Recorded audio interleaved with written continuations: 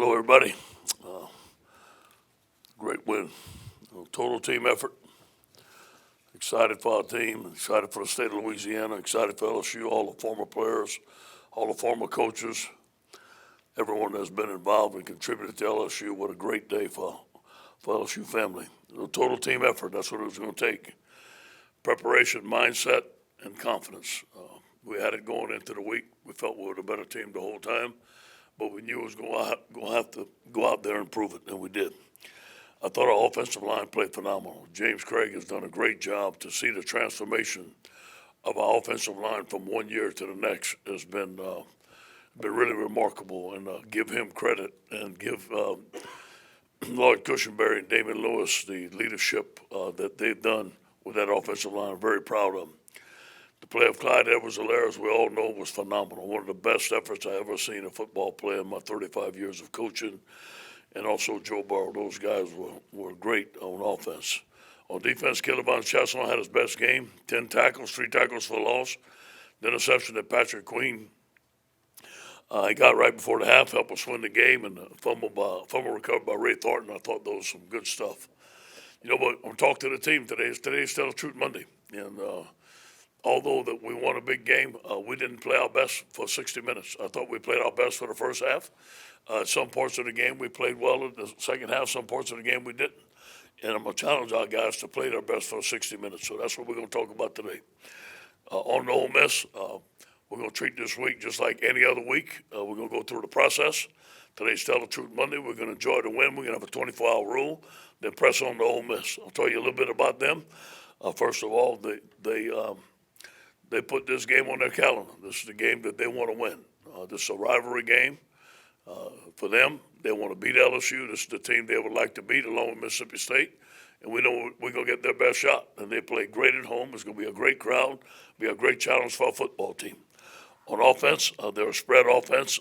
They're very, very difficult to stop on offense. They have an excellent running game, 247 yards rushing per game. They're led by quarterback John Plumlee, number 10, dual threat quarterback, elusive runner, has almost 800 yards rushing. Second in the SEC in yards per carry and 7 touchdowns. Jerrion Early is a kid that we recruited, a dynamic runner, a dynamic back. Elijah Moore is their leading wide receiver.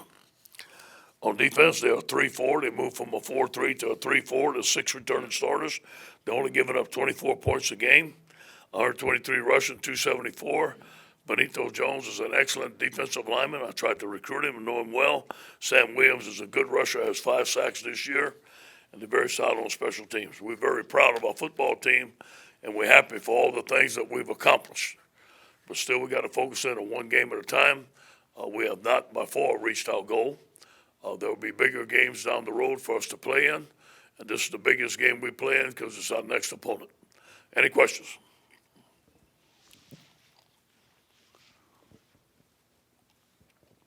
Ed, you mentioned the 24-hour rule. What have the last 24 hours been like for you and the team? Been great. Been great. You know, I went home with Saturday night. Me and Kelly had a ham sandwich and some chips and watched Sports Center. I mean, it was a great night. You know, but yesterday was good. Watching the film, everybody was really in a good mood. But after you watch the film, there's some things that we're a competitive staff. There's some things that we need to get better at. Obviously, I can't wait to see the team today. I know they probably enjoyed the last couple of days, and but it's time to get the business today, get to work. Coach, sometimes when players say things, it seems like maybe they don't mean it. But your guys saying we haven't arrived, this is not our end goal. Joe Burrow, Rashard Lawrence, them say it seems like they believe it. Yes, do you get that? They believe they were going to win all week. They know what we're shooting for. We don't talk about it, but but we want to win. We want to win, and Ole Miss is in our way. That's it. We want to win. Ed, right here in the middle. What was Power Hour like Sunday night? Phenomenal. And obviously you guys got a big commitment as well. Yes, phenomenal. And recruiting is going very well right now. Coaching staff and our support staff has done a phenomenal job.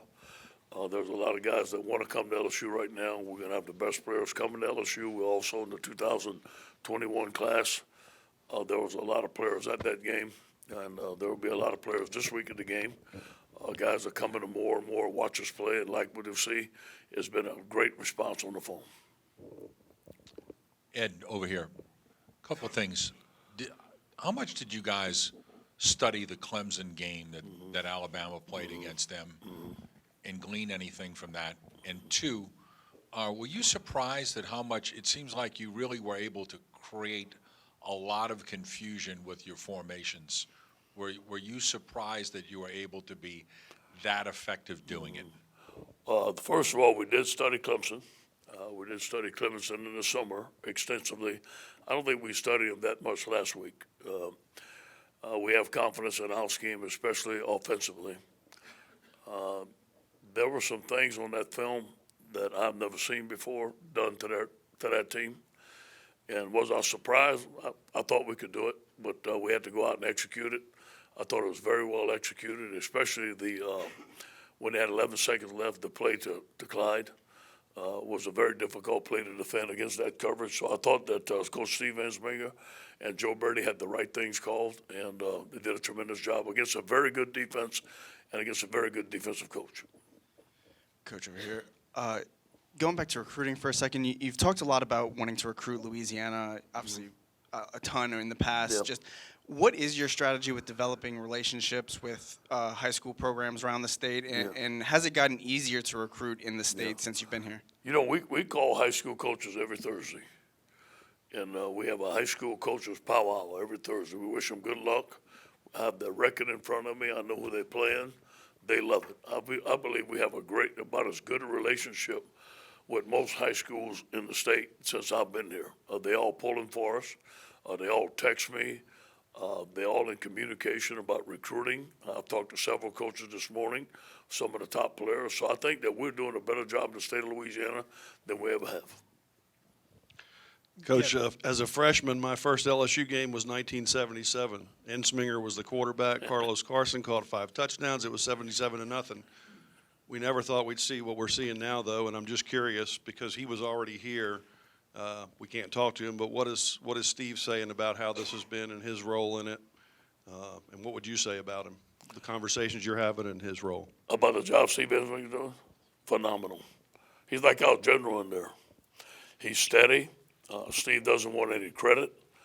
Steve loves the LSU Tigers. I never forget the day that we hired him. I mean, we needed him offensive coordinator, and he said, I'm going to do it.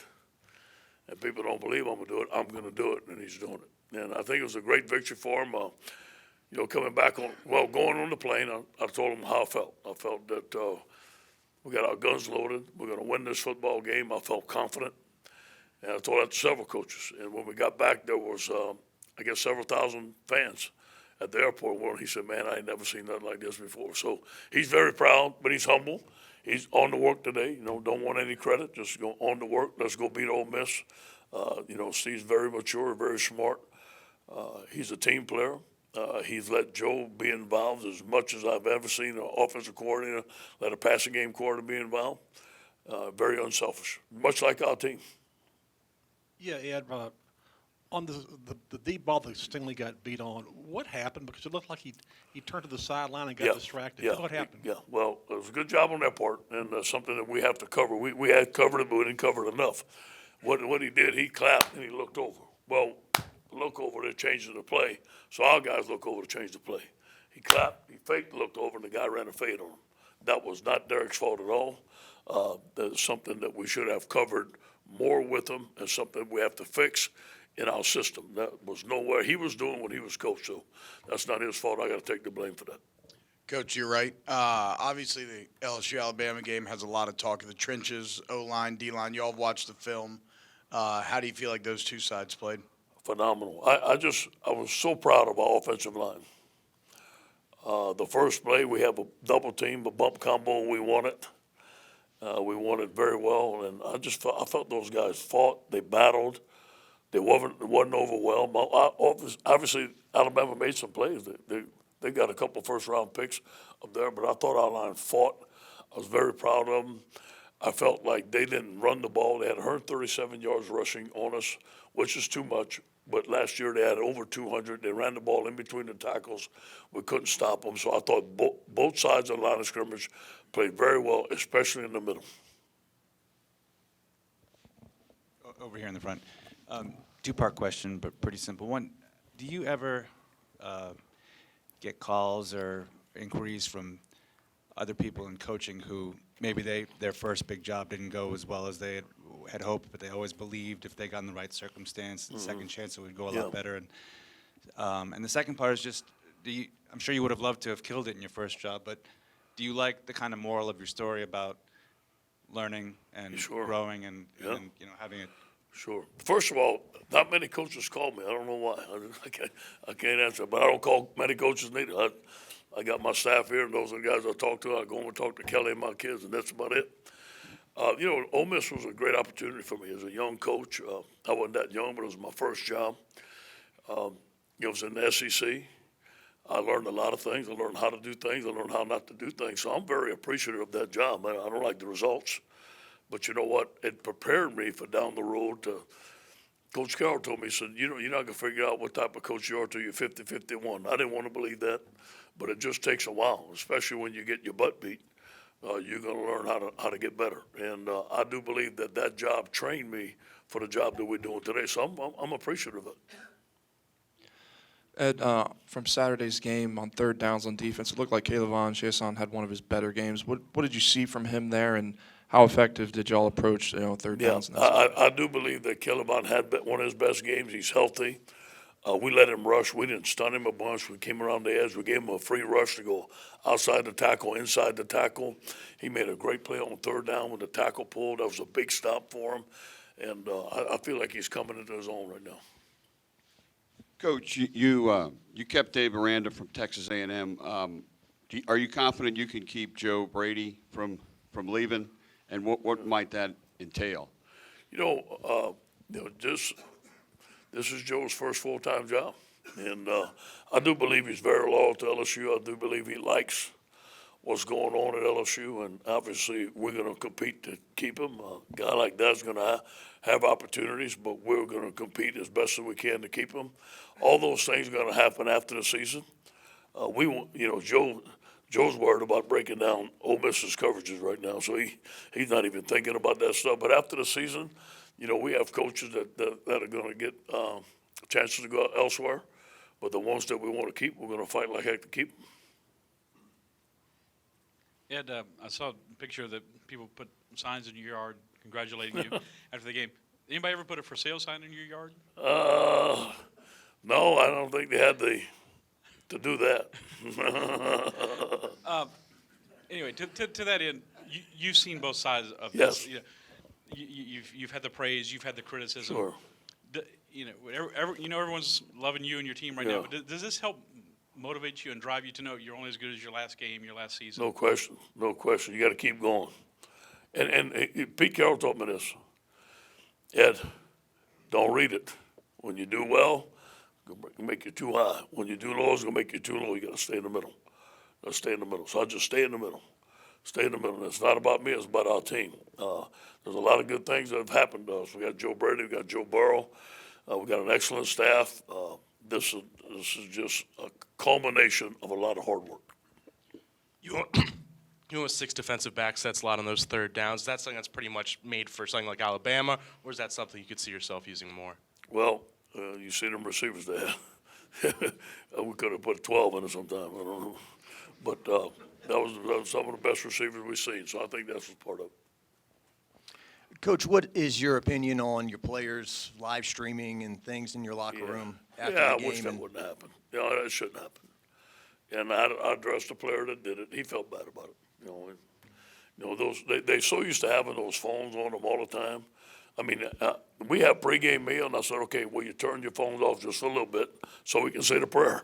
So we say the prayer, and boom, they're back on their phone. So, I think that's just the product of today. Everybody carries their phone with them all the time. I don't think it was done with malintent or nothing like that. So I addressed it with the young man. I don't think it's happening again. Coach, over here, a couple of things. Number one, this happened in 2011, and then, of course, we know there was a rematch. How much have you cautioned your players about,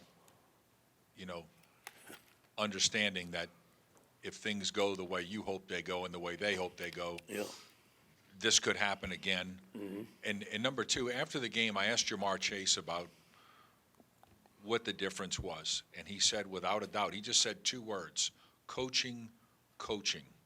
Can you kind of elaborate on that, please? Well, yeah, this could happen again. Never can tell. The focus is going to be on Ole Miss.